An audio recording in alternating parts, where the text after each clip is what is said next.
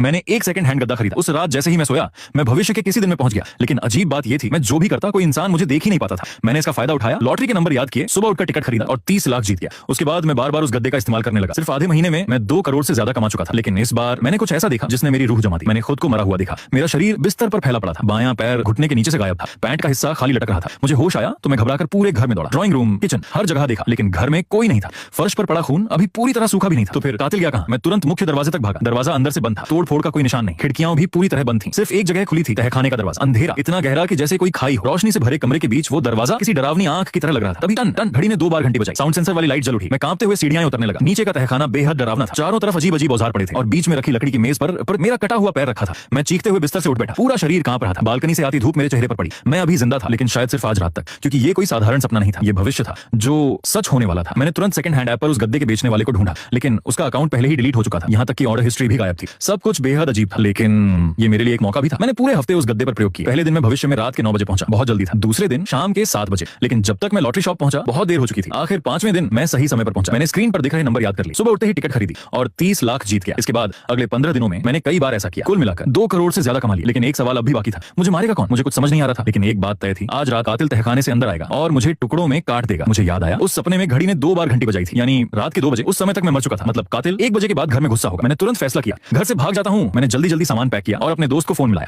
Hello चेंगयान, आज रात मैं तेरे घर रुक सकता हूं? उसे कुछ समझ नहीं आया, लेकिन उसने हाँ कर दी। जब उसने मुझे वो गद्दा उठाकर लाते देखा तो घूरते हुए बोला, अबे ओ अमीर आदमी, क्या हुआ? राजकुमारी बन गया है क्या? हमारे बिस्तर पर नींद नहीं आती? मैं कुछ पल चुप रहा, फिर मैंने दांत भींचकर उसे गद्दे की पूरी सच्चाई बता दी। चेंगयान मेरा बचपन का दोस्त था। उसने सिगरेट जलाई और ध्यान से मेरी बात सुनता रहा। मतलब तूने ये सारा पैसा इस गद्दे की वजह से कमाया? मैंने धीरे से सिर हिलाया। वो अचानक खड़ा हो गया। साले लॉटरी के नंबर देखे और अपने भाई को नहीं बताया? तुझे डर था मैं गरीब रह जाऊं या फिर अकेले अमीर बनना चाहता था? उसकी गालियां सुनकर भी मेरे दिल में थोड़ा सुकून आया। मैंने धीरे से पूछा, तुझे सच में मेरी बात पर भरोसा है? वो भौहें सिकोड़कर बोला, भरोसा तो नहीं है, लेकिन तेरे पास इतना पैसा आने की कोई और वजह भी नहीं दिखती। फिर मैंने उसे अपने मरने वाला सपना भी बताया। जैसे जैसे वो सुनता गया उसका चेहरा गंभीर होता गया। अच्छी चीज अकेले खा गया और मुसीबत आई तो मेरे पास भागा। वो बड़बड़ाता रहा, लेकिन फिर भी उसने पूरे घर के दरवाजे और खिड़कियां बंद कर दी, यहाँ तक कि एक बड़ी कुल्हाड़ी उठाकर दरवाजे के पास बैठ गया। तू सो जा, आज रात में जागूंगा। मैं अब भी डरा हुआ था। तो उसने फोन निकालकर नीचे की तरफ इशारा किया, चिंता मत कर, इस बार मैंने समझदारी दिखाई है, नीचे ही पुलिस स्टेशन है। मैंने राहत की सांस ली, लेकिन डर इतना था कि नींद लाने के लिए मुझे आधी बोतल स्लीपिंग पिल्स खानी पड़ी। होश खोने से पहले मैंने बस इतना देखा, चेंगयान मेरा चेहरा थपथपाते हुए बोला, और हाँ, अगली बार लॉटरी के नंबर मुझे भी दिखा देना। फिर मैं दोबारा जागा। चारों तरफ घना अंधेरा था। मैंने मन ही मन गाली दी, साला कह रहा था जागेगा, खुद जाकर सो गया। लेकिन जैसे ही मैंने पीछे मुड़कर देखा, मेरी रूह कांप गई। बिस्तर खाली था